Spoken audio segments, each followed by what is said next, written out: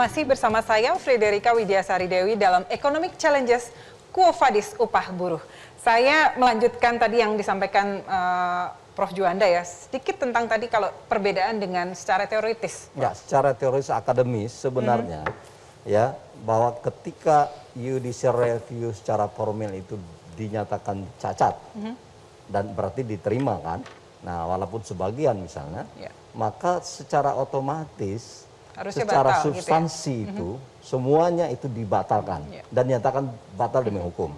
Itu secara akademis. Nah, beda dengan judicial review secara material. Kalau secara material itu sebagian yang dimohonkan saja kalau pasalnya pasal itu, tapi kalau formil ini seluruh harusnya secara teori kan gitu.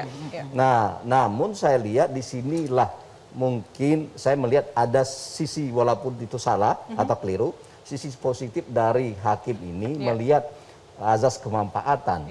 Jadi mungkin saja soal kalau ini ditolak semua dengan teori itu, maka akan menggoncangkan ekonomi. Nah, ini saya lihat harus kita lihat dan secara juga bisa positif jadi presiden ya, Prof. dalam konteks itu. Ya, baik. Saya ke Pak Saleh dulu. Bagaimana Pak, kira-kira DPR sanggup nggak nih Pak 2 tahun yang dipersyaratkan?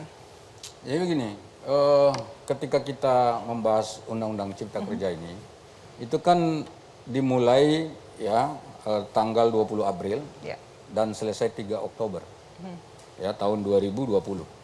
Artinya 6 bulan. Pada saat itu kan masih banyak perdebatan, masih banyak diskusi dan segala macam itu, bahkan juga penolakan di mana-mana.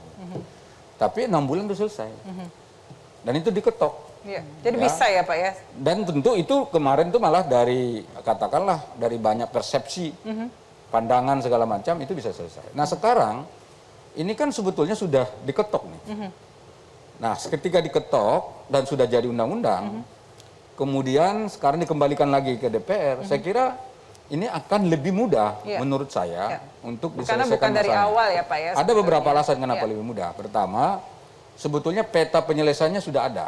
Karena di putusan Mahkamah Konstitusi itu dijelaskan. Misalnya satu, ini tolong ini, kenapa kok rujukannya Undang-Undang Nomor 12 Tahun 2011 dikatakanlah ditinggalkan.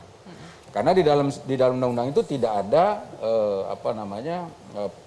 diskusi terkait dengan pembentukan undang-undang yang disebut dengan Omnibus Law. Nah karena itu sekarang ya kalau itu peta yang pertama tentu bagaimana kita memikirkan supaya bisa masuk ke sana, itu satu. Kemudian yang kedua, partisipasi publik kurang kan gitu di dalam pembentukan undang-undang ini. Nah sekarang bagaimana partisipasi publik kita buka?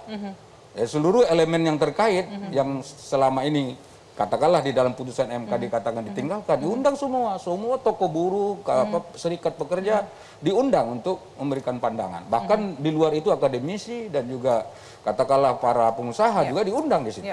Dan berarti dengan demikian ini akan semakin terbuka. Tapi bukan karena buru-buru ya Pak yang kemarin ya Pak? Persepsinya kan... Sebetulnya menurut saya enggak juga. Kan buktinya ada juga orang yang berbeda pendapat. Ya kan? Nah terakhir ini soal pengetikan penulisan kan sampai ke situ putusan MK. Artinya petanya sudah jelas. Nah karena sudah petanya sudah jelas, ini saya kira bisa diselesaikan. Kemudian yang kedua, mengapa lebih cepat? Karena pembahasannya sudah pernah dilakukan. Ya kan? Pernah dilakukan, karena itu nanti mungkin mutar di situ lagi. Berarti peta penyelesaiannya juga sudah ada. Kemudian yang ketiga, ini kan dikembalikan ke DPR. Yang tadinya sudah menjadi, setelah diputus jadi undang-undang itu jadi produk hukum, sekarang dikembalikan ke DPR jadi produk politik lagi. Sebagai sebuah produk politik, saya kira kan peta politik di DPR sendiri kan sudah jelas.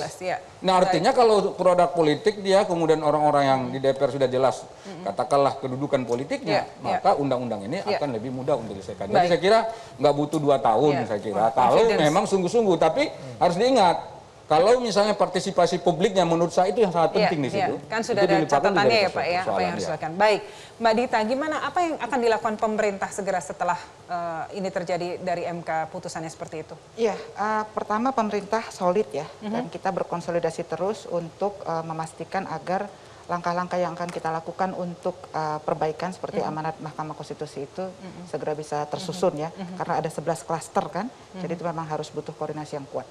Yang kedua, kalau dengar Pak Saleh Daullah ini kita jadi optimis. Gitu. Jadi ternyata DPR sudah punya peta jalannya dan DPR siap membahas. Bahkan Dan pemerintah juga punya, bukan hanya kita juga, Iya. artinya komunikasinya kalau komunikasinya baik, itu berarti kita bisa membahas perbaikannya lebih cepat. Apalagi tadi Pak Saleh bilang bahwa faktor yang lama itu bukan faktor ketergesa-gesaan, karena DPR pun involved sekali.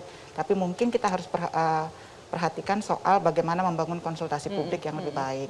Sebetulnya kalau untuk di klaster ketenagakerjaan ya, saya bisa bicara untuk klaster itu karena yang lain kan bukan kompetensi saya, bukan kompetensi kami. Sebetulnya komunikasi dengan teman-temannya Kak Eli ini, Serikat Pekerja, dari 16 konfederasi, baik yang terlibat dalam LKS tripartit maupun yang di luar LKS tripartit, itu sangat intensif. Bahkan kita membentuk tim bersama dengan teman-teman ini. Tapi kenapa nggak ketemu ya Mbak? Maksudnya tetap ada ganjalan gitu, ingin dirubah setelah ada putusan MK ini? Iya, kan memang tidak semua pasal bisa dicapai kesepakatan bersama. Ada memang yang pemerintah punya persepsi berbeda dari teman-teman Serikat Pekerja.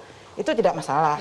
Tapi proses, kalau dalam pandangan kami di klaster ketenagakerjaan, memang kita sudah sangat berusaha maksimal dengan konsultasi publik. Bayangkan Mbak, ada 16 konfederasi buruh, ada 275 federasi, ada ribuan serikat pekerja tingkat perusahaan. Nah itu semua berusaha dibawa ke dalam konsultasi dan dialog. Kalau ternyata memang ada yang belum terkomunikasikan, itu sangat mungkin. Jadi karena jumlahnya sangat banyak dan beragam. Apa sih perbedaan mendasar Mbak Dita yang pengaturan upah minimum itu dengan PP nomor 36 itu dengan yang aturan sebelumnya? Ya jadi ini kan ribut-ribut ini terjadi karena kita mau mengembalikan upah minimum pada kitohnya. Kitohnya itu dia sebagai safety net. Dan kitohnya itu dia untuk anak-anak di bawah 1 tahun masa kerja. Nah, proses selama ini, upah minimum itu dibentuk lebih berdasarkan standar inflasi dan pertumbuhan ekonomi nasional. Itu yang dipakai untuk ukuran daerah. Jadi perspektif nasional dipakai untuk memotret daerah. Inflasi nasional dipakai untuk memotret inflasi daerah. Disamakan begitu saja. Yang kedua, dahulu sebelum ini, penyusunan upah minimum memakai metode survei yang ternyata nggak valid dan nggak relevan. Nah kita ganti dengan metode data yang terverifikasi. Yang dulu kenaikan upah minimum, perdebatan upah minimum lebih kental nuansa politik. Jadi kalau ada bupati mau pilkada, dinaikin supaya mendapatkan voters. Nah sekarang itu mau kita ubah, metodenya lebih saintifik, bukan politik. Itu. Saya ke Mbak Eli. Mbak Eli setuju? Kenapa kami benar yang dibilang Mbak Dita bahwa kita terlibat pada saat itu. Tapi kan saya harus mengatakan bahwa apa yang kita sampaikan pada saat itu tidak ada di undang-undangnya. Itu awalnya keributan-keributan itu gitu. Tapi kan memang tidak semua syarat Iya, tidak akan semua. bisa... Tidak semua, makanya kami juga tidak menuntut semua. Seperti teman yang lain kan dituntut semua ditolak. Kalau kami kan ada 6 pasal saja gitu. Nah itu saya sudah sebut. Nah memang ketika kita dilibatkan di sana, tapi suara kita itu juga tidak ditampung di sana, kan pasti ada kekecewaan dong gitu. Padahal selama ini kan kami, supaya ini berjalan mulus, kami membantu pemerintah pada saat itu. Dan kami sampai lobby-lobby loh. Ke Ketua DPR, Ketua MPR, DPD, ke beberapa, ke Pak Kemenko, bawa draft itu sesuai dengan kita waktu diskusi dengan stakeholder kementerian. Tapi kan memang halnya ditampung doang gitu. Ya wajar saja memang kami marah. Dan sekarang pun ketika ada ini saya khawatir. Betul memang yang dibilang Bapak tadi bahwa lebih gampang. Tapi ketika misalnya nanti perbaikan itu juga tidak sesuai gitu kan.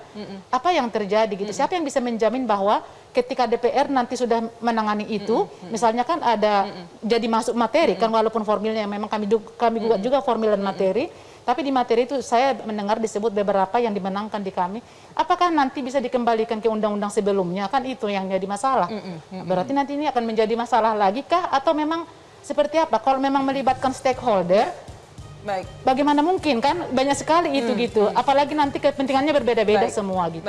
Baik, nanti saya akan minta tanggapan Mas Haryadi dan Mbak Dita ya. Juga saya punya pertanyaan buat Pak Haryadi nih. Kalau sesuai Undang-Undang Cipta Kerja kan melihat faktor ekonomi dan inflasi ya. Sebenarnya kesulitannya di mana kan sekarang indikator juga sudah mulai membaik. Tapi nanti kita bahas. Jangan kemana-mana, tetap bersama saya dalam Economic Challenges episode Quo Vadis Upah Buruh.